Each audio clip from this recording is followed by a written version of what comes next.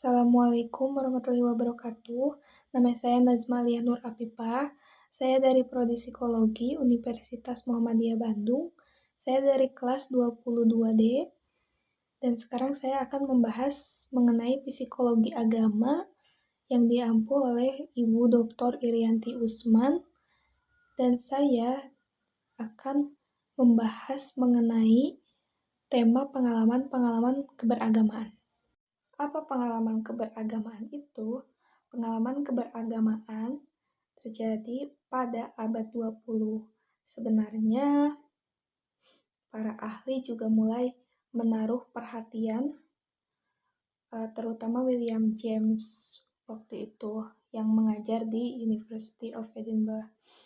Nah, kemudian menurut Rodney Stark mengemukakan konsep tentang taksonomi dibagi menjadi 4 tipe pengalaman keberagamaan.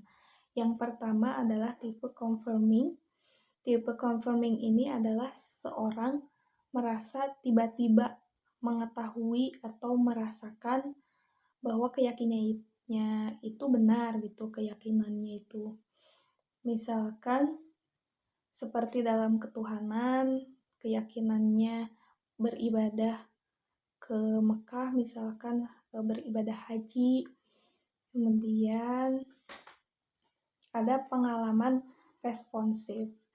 Pengalaman responsif ini adalah ketika seseorang menyadari kehadiran yang bersifat ketuhanan, sesuatu yang sifatnya itu ketuhanan. Misalnya, seseorang ini merasa terpilih dan terselamatkan. Misalkan terpilih dan terselamatkan dengan ibadah haji yang terjadi pada jemaah. Kemudian ada tipe ekstatik. Ekstatik ini adalah tipe pengalaman bisa berkomunikasi dengan Tuhan. Pengalaman ini seseorang merasa terpilih tetapi dipenuhi dengan rasa cinta kepada Tuhan. Misalnya seseorang ini berbahagia, merasa damai ketika beribadah. Kemudian yang terakhir adalah tipe revelasional. Nah, ini tuh kayak pengalaman cinta kepada Tuhan, tetapi bukan hanya itu saja, merasa menjadi utusan Tuhan. Dalam agama Islam, contohnya Nabi Muhammad yang menjadi Rasul. Dan Nabi Muhammad yang mendapat wahyu pertama kali di Gua Hiro. Seperti itu. Kemudian ada pengalaman mistik. Pengalaman mistik ini adalah menurut Subandi 2009 merangkum berbagai pendapat ahli bahwa pengalaman mistik adalah pengalaman rohani di mana orang merasakan bersentuhan dengan suatu. Ada beberapa karakteristik pengalaman mistik ini sebagai antara lain nutik, ineffable, quality of unity, real, timelessness, and spacelessness. Sekarang kita membahas yang ineffable. Itu tuh kayak pengalaman mistis yang sulit dideskripsikan secara verbal seutuhnya. Misalnya, ahli tasawuf banyak menggunakan metafora, misalkan metafora gelas dan anggur, untuk menggambarkan perasaan cinta kepada Tuhan yang bergelora dalam jiwanya. Kemudian ada pengalaman keberagamaan nutik. Artinya, pengalaman mistis tidak hanya memiliki aspek pengalaman emosional saja, misalnya aspek kognitif. Pengalamannya itu kayak inspirasi, insight, dan pengetahuan dan pencerahan. Kemudian ada pengalaman kualitas kesatuan dan penyatuan. Nah, ini tuh kayak orang yang merasakan keutuhan, kesatuan, eksistensi segala sesuatu. mereka merasakan bahwa segala sesuatu yang ada di alam semesta ini sebenarnya adalah satu. Misalkan, contohnya Al-Halaj pernah mengatakan ana al-haq, saya adalah kebenaran. Nah, karena pernyataan ini, Al-Halaj kemudian dihukum mati karena menjurus kepada mempersekutukan Tuhan. Kemudian ada real, nyata. Pengalaman ini sering dianggap sebagai hasil dari imajinasi, hayalan, dan sering dianggap sebagai halusinasi yang dialami oleh orang yang mengalami gangguan psikis. Pengalaman ini bersifat destruktif. Karena itu, misalnya ada orang yang mendengar suara dan menyuruhnya untuk bunuh diri. Nah, orang itu kemudian membunuh dirinya sendiri. Pengalaman itu juga bisa berdampak positif, misalnya orang merasakan kedamaian, kebahagiaan, dan mendapat keberkahan. Nah, kemudian ada pengalaman keterlepasan orang dengan dimensi ruang dan dimensi waktu. Nah, ini tuh kayak orang itu tuh memasuki kehidupan masa lalu atau mendapatkan pemahaman tentang sesuatu yang akan terjadi di masa depan. Kemudian ada pengalaman mistis yang memiliki kualitas paradoksial. Seperti pengalaman mistis ini membuat pernyataannya itu kontradiktif. Misalnya, ketika orang semakin berusaha mendekatkan diri pada Tuhan, maka justru ia merasakan lebih jauh dekat dengan Tuhan. Sebaliknya, ketika orang merasa dekat dengan Tuhan, justru sebenarnya dia jauh dengan Tuhan. Kemudian ada pengalaman beragama dalam zikir. Pengalaman mistik ini menunjukkan berbagai pengalaman beragama.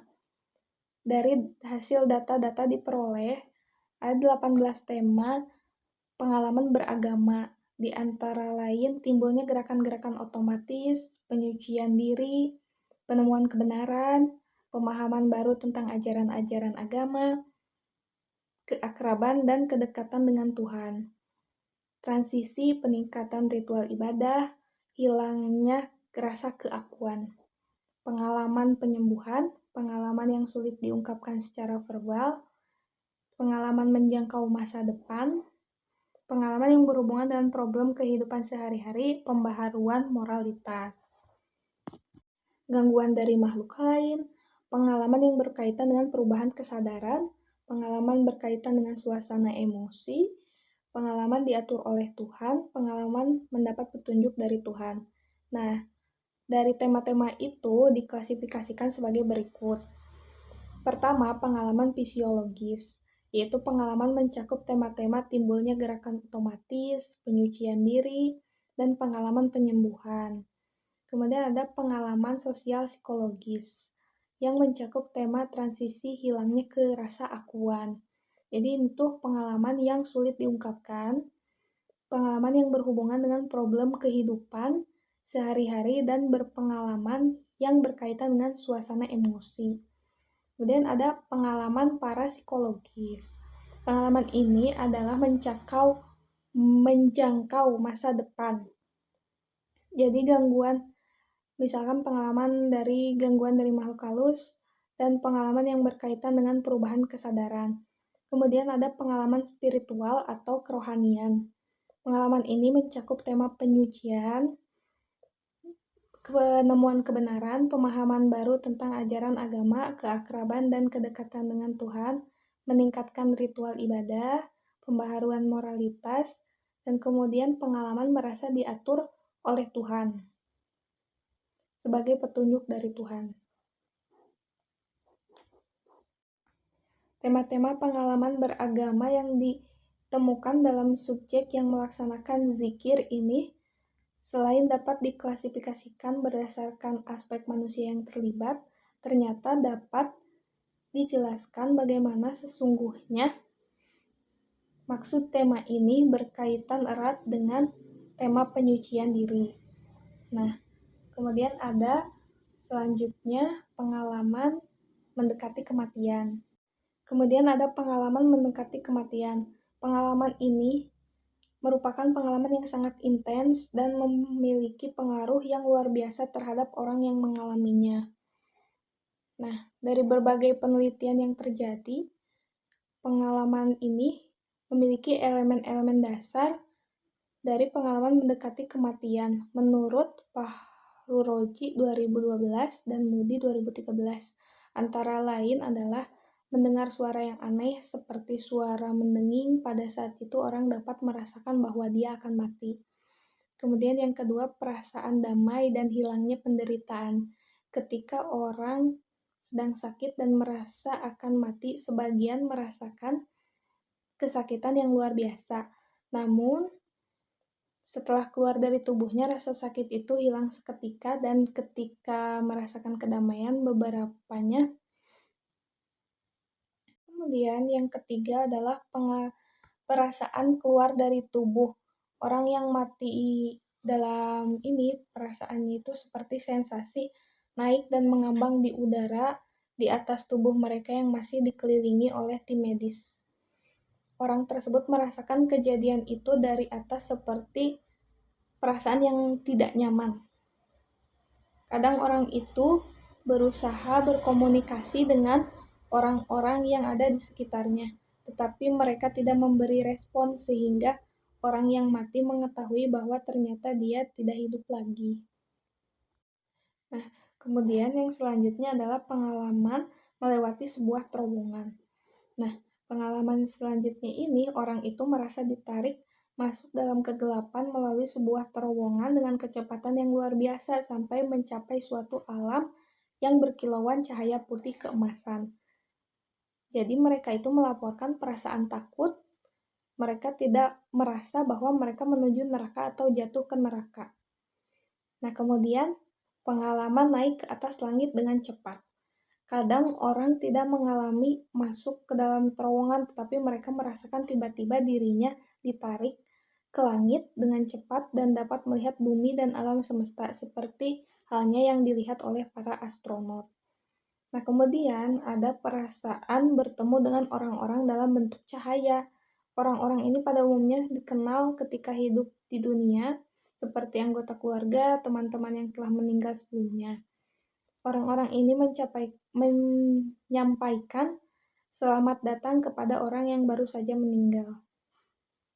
Kemudian ada perasaan bertemu dengan wujud cahaya yang sangat kuat pancarannya, yang penuh dengan cinta dan kasih sayang. Wujud ini sering diidentifikasi Tuhan, Yesus, atau tokoh keagamaan dalam kepercayaan Islam itu.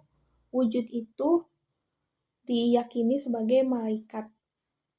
Nah, kemudian pengalaman melihat reka ulang kehidupan. Wujud cahaya tersebut menunjukkan kepada orang yang mati, menunjukkan sebuah layar lebar yang di dalamnya melihat seluruh kehidupannya dimulai sejak kecil hingga akhirnya meninggal. Kemudian ada perasaan enggan untuk kembali ke kehidupan saat ini. Wujud cahaya itu kadang meminta orang yang mati tersebut untuk kembali karena belum waktunya dia meninggal. Tapi seringkali orang yang meninggal tidak mau kembali. Orang yang memilih kembali pada umumnya masih belum bisa meninggalkan orang yang ia cintai di dunia ini. Baik, demikianlah dari saya materi yang saya paparkan mengenai pengalaman-pengalaman keberagamaan. Semoga dapat bermanfaat bagi penonton dan yang sedang belajar tentang pengalaman-pengalaman keberagamaan. Terima kasih. Wassalamualaikum warahmatullahi wabarakatuh.